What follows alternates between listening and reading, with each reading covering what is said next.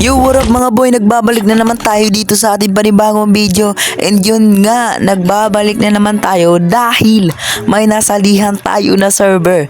Dito nga pala sa Zite SMP mga boy.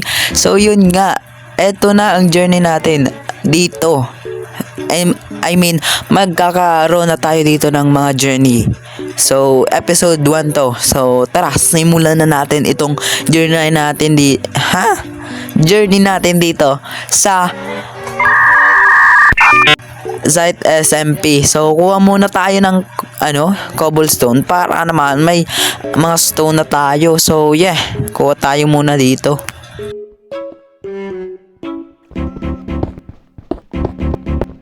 So tapos na tayong kumuha ng stone and gagawa tayo ng mga stone tools. So ngayon ay nakagawa na nga tayo ng mga stone tools. So kukuha tayo ng mga coal para naman may pangluto tayo.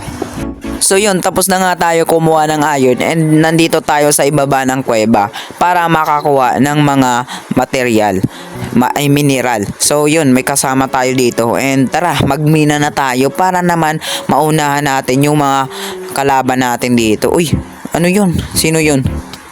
Uy, bullshit na yan, naka-iron na. Kakaumpisa pa naman ng server. So yan, tara, kunin na muna natin to and bago mag-iron tayo para may mga torch tayo na magagamit para magmina.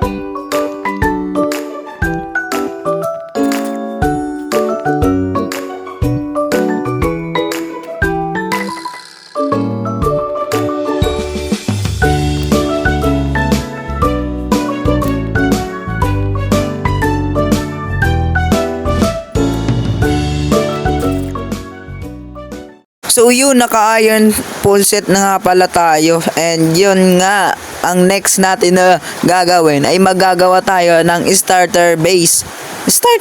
Starter house pala. So yan, tara, simulan na natin.